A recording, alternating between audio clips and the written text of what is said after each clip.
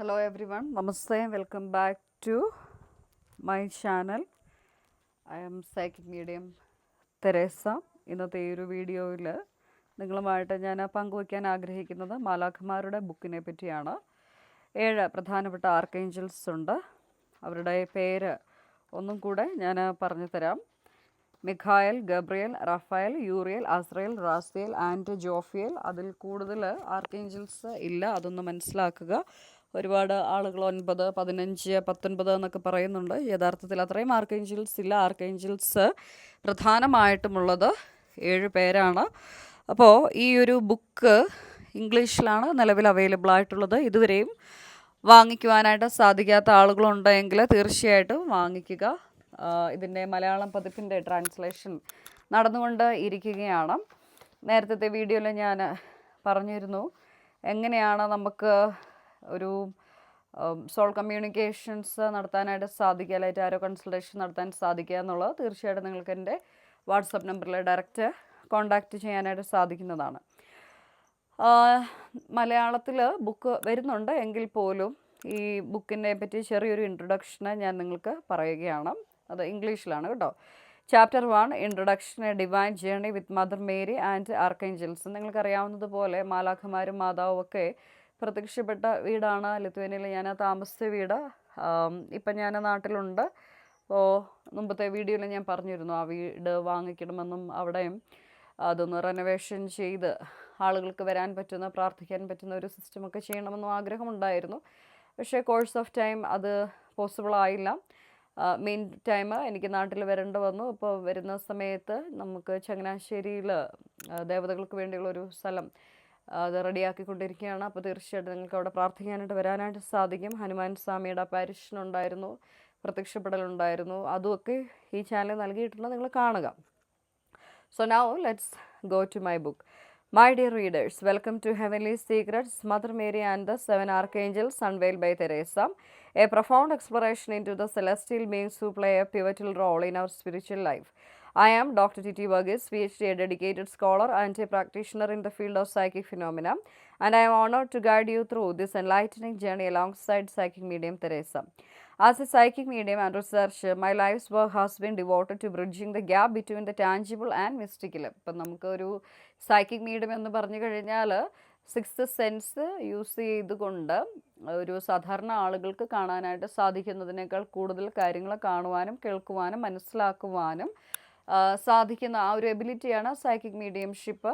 നമ്മൾ 6ാം ഇന്ദ്രിയം എന്നൊക്കെ പറയത്തില്ല. അപ്പോൾ അതൊരു ചെറിയ പ്രായം തൊട്ടേയുള്ളൊരു ഡിവൈൻ ഗിഫ്റ്റാണ്. പക്ഷേ ഒരു സ്പിരിച്വൽ പേഴ്സൺ ആകണമെന്ന് ഞാൻ ഒരിക്കലും ആഗ്രഹിച്ചിട്ടില്ലായിരുന്നു. കരിയറിനെ സംബന്ധിച്ച് നമ്മൾ സ്റ്റഡീസ് ഫോക്കസ് ചെയ്യുക. ഇപ്പോൾ മാസ്റ്റേഴ്സ് പബ്ലിക് പോളിസി ആൻഡ് അഡ്മിനിസ്ട്രേഷനായിരുന്നു. അതിനുശേഷം സ്കോളർഷിപ്പോടുകൂടി, അതും ആ ഒരു രാജ്യത്തിൻ്റെ ഫുൾ സ്കോളർഷിപ്പോടുകൂടി PhD പൊളിറ്റിക്കൽ സയൻസിൽ നേടി അവിടെ അധ്യാപികയായിട്ട് ജോലി ചെയ്യുന്നു. റിസർച്ച് എക്സ്പേർട്ടായിരുന്നു. അപ്പോൾ ഒരിക്കലും ആത്മീയമായ ഒരു ജീവിതം ഞാൻ ആഗ്രഹിച്ചിട്ടില്ല. എന്നാൽ ആത്മീയ ജീവിതം എന്നിലേക്ക് വന്നതാണ്. ഇതാണ് എൻ്റെ ജീവിതം. അപ്പോൾ ഇതും എൻ്റെ ജീവിതത്തിൻ്റെ ഭാഗമാണ്. അല്ലാതെ ഒരു സ്പിരിച്വൽ പേഴ്സൺ ആകുന്നതിന് വേണ്ടി എന്തെങ്കിലും പർട്ടിക്കുലർ ആയിട്ടുള്ള ഒരു പഠനങ്ങളോ ഒരു ഗുരുവോ അല്ലെങ്കിൽ എന്തെങ്കിലും ഒരു ക്രിയകളോ ഒന്നും തന്നെയും എനിക്കില്ല. ഞാൻ ഓഫ് കോഴ്സ് റേക്കി പഠിച്ചത് തന്നെ 2023 റേക്കി. അതൊക്കെ ബൈ ഗോഡ്സ് ഗ്രേസ്. അതിന് മാത്രം നമുക്കൊരു ഗുരുവുണ്ട്. അതർവൈസ് എൻ്റെ ഗുരു എന്ന് പറയുന്ന ഈശ്വരൻ തന്നെയാണ്. അപ്പോൾ ഇത് നമ്മുടെ ജീവിതത്തിലേക്ക് നാച്ചുറലി കടന്നു വരുന്ന ആത്മീയത തേടി ഒരുപാട് ആളുകൾ യാത്ര ചെയ്യാറുണ്ട്. കാശിക്ക് പോകുന്നു, വാരണാസിക്ക് പോകുന്നു, അല്ലെങ്കിൽ ഗുരുവിനെ തേടി പോകുന്നു. യഥാർത്ഥത്തിൽ അതിനുള്ള ഒരു സമയമാകുമ്പോൾ പ്രപഞ്ചം തന്നെ ആ ഒരു സിറ്റുവേഷൻ ക്രിയേറ്റ് ചെയ്ത് നിങ്ങളിലേക്ക് എത്തിക്കുകയാണ് ചെയ്യുന്നത്. നമ്മൾ അതിൻ്റെ പുറകെ ഓടി ഓടി നടക്കുമ്പോൾ എന്തെങ്കിലും ലഭിക്കുമോ എന്നുള്ളതിനെപ്പറ്റി എനിക്ക് പോലും സംശയമാണ്. ഫസ്റ്റ് ഓഫ് ഓൾ ഞാനങ്ങനെ നടന്നിട്ടില്ല. പക്ഷേ ഒരുപാട് ആളുകൾ ഈ സ്പിരിച്വൽ പ്രാക്ടീസസ് പഠിക്കുന്ന ഒരുപാട് ആളുകൾ എൻ്റെ ക്ലയൻസ് ഉണ്ട്. അപ്പോൾ അതിൽ നിന്ന് എനിക്ക് മനസ്സിലായൊരു കേസ്, ഒരാൾ തന്നെ പല കാര്യങ്ങളാണ് പഠിക്കുന്നത്. അവർ യോഗ പഠിക്കുന്നു, ക്രിയായോഗ പഠിക്കുന്നു, അതല്ലെങ്കിൽ റേക്കി പഠിക്കുന്നു, പ്രാണി ഹീലിംഗ് പഠിക്കുന്നു, എനർജി ഹീലിംഗ് പഠിക്കുന്നു, ലൈഫ് കോച്ച് എന്ന് പറയുന്നു. അപ്പോൾ ഇങ്ങനെ 100,000 കാര്യങ്ങൾ അവർ എനർജി എന്ത് ചെയ്യുന്നു, സ്പ്രെഡാണ്. അപ്പോൾ അങ്ങനെ വരുമ്പോഴത്തേക്ക് ഏതെങ്കിലും ഒന്നിൽ പോലും ഫോക്കസ് ചെയ്യാനായിട്ട് അവരെ കൊണ്ട് സാധിക്കാറില്ല. പക്ഷേ ഏറ്റവും ഉചിതം എന്ന് പറയുന്നത് നമുക്ക് എന്താണോ ഉചിതം അത് അതിൻ്റെതായ സമയത്ത് കറക്റ്റായിട്ട് യൂണിവേഴ്സ് തന്നെ നമ്മളുമായിട്ട് നമ്മുടെ ഫ്രീക്വൻസിയുമായിട്ട് അലൈൻ ചെയ്ത് നമുക്ക് എത്തിക്കും. പക്ഷെ അതിനുള്ള പേഷ്യൻസ് ആർക്കും ഇല്ല. അവിടെയാണ് ഏറ്റവും വലിയൊരു പ്രശ്നം. അപ്പോൾ എന്നെ സംബന്ധിച്ച് എനിക്കൊരു 18ാമത്തെ വയസ്സിൽ തന്നെ എനിക്കറിയാമായിരുന്നു എൻ്റെതൊരു സ്പിരിച്വൽ ലൈഫും കൂടെയാണ് എന്നുള്ളത്. പക്ഷെ ഞാനത് അന്ന് അക്സെപ്റ്റ് ചെയ്തില്ല. എന്നാൽ 18 വർഷത്തിന് ശേഷം, എത്രയോ വർഷങ്ങൾക്ക് ശേഷമാണ് ഞാൻ ഈ ഒരു മേഖലയിലേക്ക് കടന്നു വന്നത് തന്നെ. എനിക്ക് അവയർനെസ് കിട്ടിയിട്ട് പോലും ഞാനത് ചെയ്തില്ല. അതിൽ എനിക്ക് റിഗ്രറ്റ് ഉണ്ടോ എന്ന് ചോദിച്ചാൽ ചില സമയങ്ങളൊക്കെ നല്ല റിഗ്രറ്റ് ഉണ്ട്. പിന്നെ ഓർക്കും നമ്മൾ ആ ഒരു സമയത്ത് അങ്ങനെ പോയിരുന്നു എന്നുണ്ടെങ്കിൽ പഠിക്കത്തില്ല, എഡ്യൂക്കേഷൻ നേടത്തില്ല, മനസ്സിലായില്ലേ, ഒരു സ്കോളർ ആവത്തില്ല, ഒരു അധ്യാപിക ആവത്തില്ല, യൂണിവേഴ്സിറ്റിയിൽ ഒരു വലിയ എക്സ്പോഷർ ലഭിക്കത്തില്ല. അപ്പോൾ നമ്മൾ ചെയ്യേണ്ട കാര്യങ്ങളൊക്കെ ചെയ്ത് വന്ന് അവസാനം ഈശ്വരൻ തന്നെ നമുക്ക് ആ ഒരു സമയം തന്നു. This is also part of your life. അതുകൊണ്ട് നിങ്ങൾ ഈ സ്പിരിച്വൽ കാര്യങ്ങൾക്ക് വേണ്ടി അലഞ്ഞു തിരിയുന്ന ആളുകളോട് എനിക്ക് പറയാനുള്ളത്, നമ്മുടെ ഭൗതിക ജീവിതത്തിൽ നിന്നുള്ള ഒരു ഒളിച്ചോട്ടമല്ല സ്പിരിച്വാലിറ്റി എന്ന് പറയുന്നത്.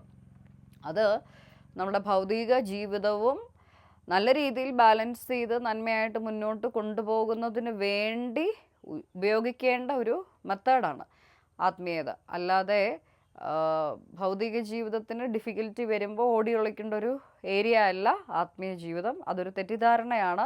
മിക്ക ആളുകളും ചെയ്യുന്ന ഒരു പ്രോസസ്സ് അതാണ്. അങ്ങനെയല്ല. അപ്പോൾ ഞാനിത് പറയുമ്പോൾ ഒരുപക്ഷെ ആളുകൾക്ക് അത് ഇഷ്ടപ്പെടില്ലായിരിക്കാം. പക്ഷേ റിയാലിറ്റിയാണ് ഞാൻ പറഞ്ഞത്. എന്ന് പറഞ്ഞു കഴിഞ്ഞാൽ എൻ്റെ കേസ് തന്നെ പറയുകയാണെങ്കിൽ എനിക്ക് എൻ്റേതായ ജോലിയുണ്ട്, നമ്മുടെ പ്രൊഫഷനുണ്ട്. അറ്റ് ദ സെയിം ടൈം നമ്മുടെ സ്പിരിച്വൽ ലൈഫും കൂടെ വളരെ സീരിയസ് ആയിട്ട് ഫോക്കസ് ചെയ്യുന്നു.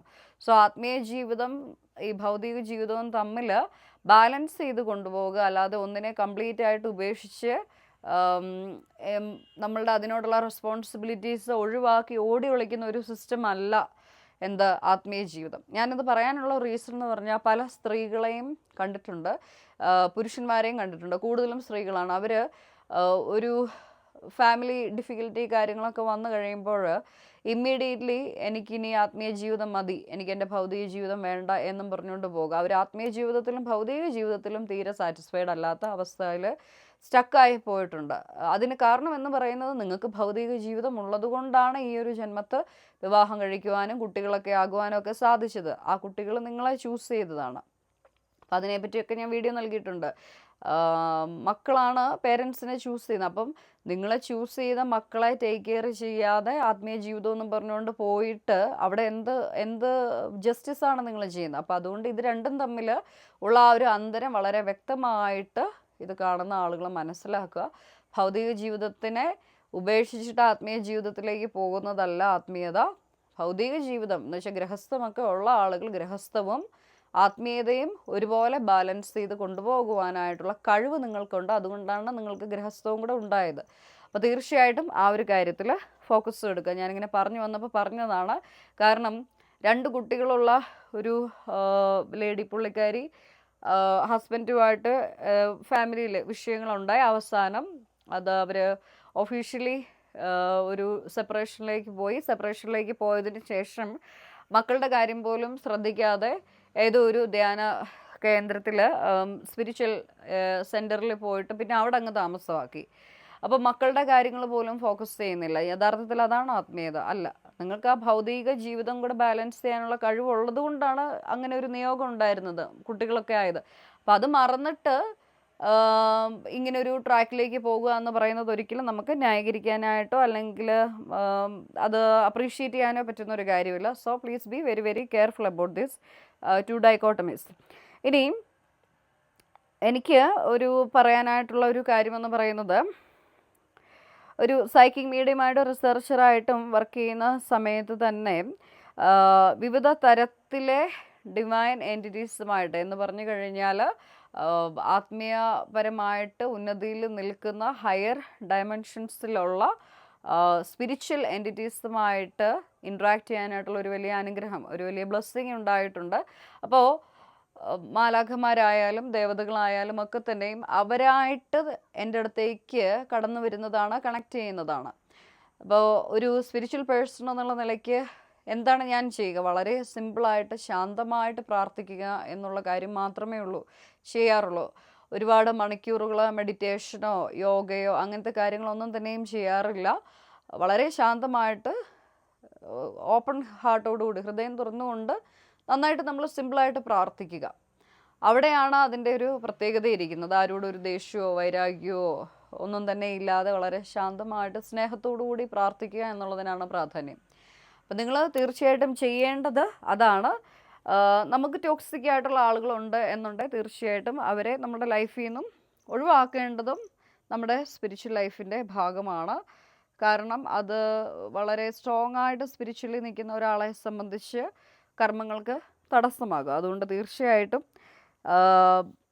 ഈ ആത്മീയതയും ഭൗതിക ജീവിതവും തമ്മിലുള്ള വ്യത്യാസത്തിനെ കറക്റ്റായിട്ട് നിങ്ങൾ മനസ്സിലാക്കണം. ആത്മീയത എന്ന് പറയുന്നത് ഭൗതിക ജീവിതത്തിൻ്റെ ഉത്തരവാദിത്തങ്ങൾ വിട്ട് ഓടി ഒളിച്ച് പോകാനായിട്ടുള്ള ഒരു സ്പേസ് അല്ല.